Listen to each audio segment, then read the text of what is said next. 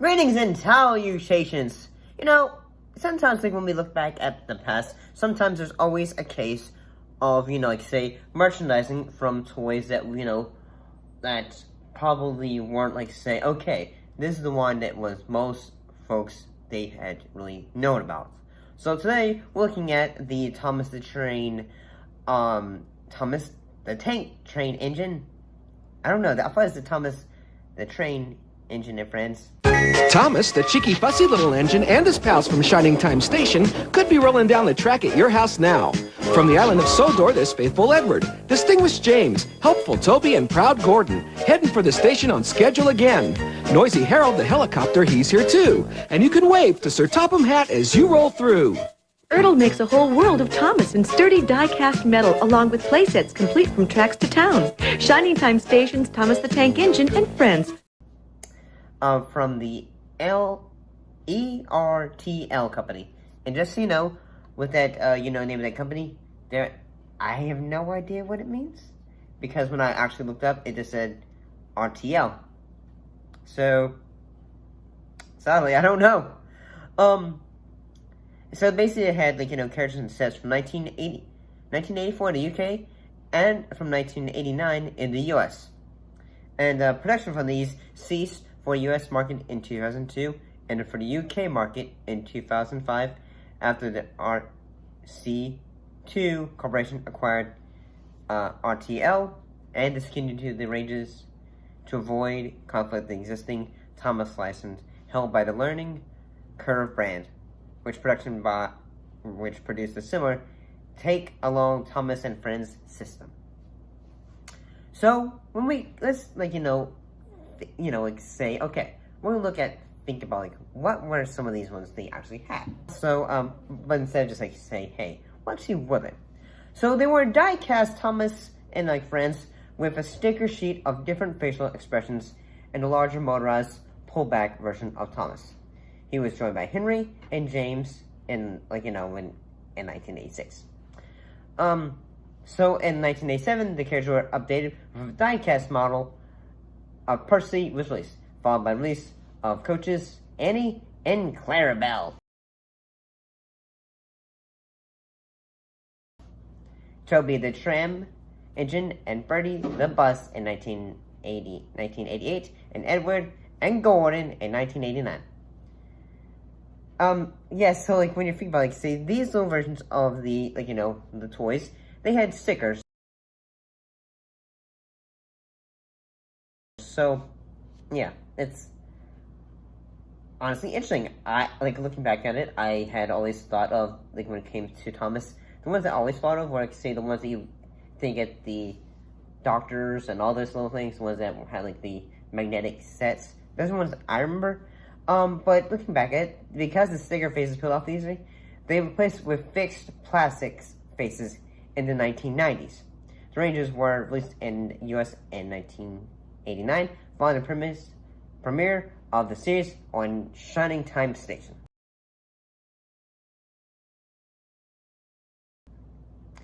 And so they would have other vehicles and stations, destinations, and playsets were produced for the die-cast range on a yearly basis, and telling up to over 100 models due to the franchise's popularity. Over ranges were made such as miniatures, keyrings, larger gold rail vehicles, pullbacks, and wind-up toys. And they also produced other Thomas ranges such as tugs. And tugs, they're basically little boats, tugboats. So let's look at quite a few of them. So looking at some of them, they're actually pretty cool. At least I think so. They kind of remind me almost say a very vintage version of what if Hot Wheels had made a version of toys that had faces on. Yeah, I kind of think these little paint ones, they actually kind of remind me of say something that I would have seen growing up when I went to say KB Toys, Toys R Us. You remember KB Toys? I think we should probably get some details say what the differences say the die-cast versions and all that stuff probably look like. because they also, when it comes to it, they also had, like, say, models, like, models of the things. Like, when you think of a model for, like, a playset, you're probably thinking of some, like, say, this is probably what we're thinking about.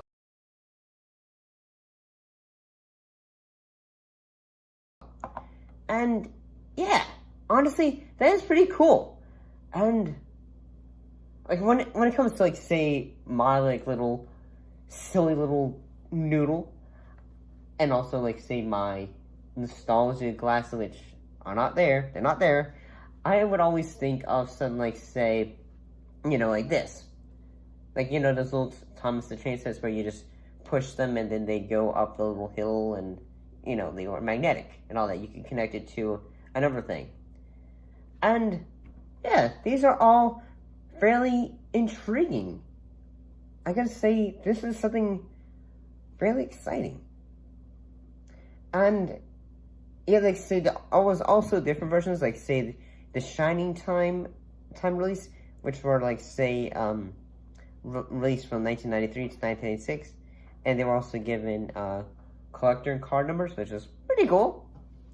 And, honestly, I kind of would like to like, after this is all edited, perhaps, maybe I'll look on eBay and see, hey, oh, so this is what they are, and maybe just get one, I don't know, but then again, I would have to see how much are these things. What? And there was also special edition versions of it, of these models and all that, like by having a unique packaging, no collector card number, and were usually not reissued. Melody and Motion Thomas with a wind-up fat controller, Musical Thomas, metallic engine sets. These released in 1998, and then they, like, say, Metallic Thomas, Metallic Percy, Metallic Venus, Metallic Duncan, and Metallic Engine set. And then it released in 2000 was Thomas and Mr. Conductor, to sub-release of Thomas and the Magic Railroad. Also released in 2000 was Christmas Thomas, Christmas Hat Thomas with a snowplow. Which makes me think, okay, Thomas is isn't he supposed to be a train? Because, I've always thought Thomas the Train, or tank, because I keep on hearing Thomas the tank engine. I always thought Thomas the Train. It must be like the Mandela effect, where you think, like, say, you think it's always this, but it was always this. Perhaps, I don't know. Some of these, like, little models are pretty cool. See you next time.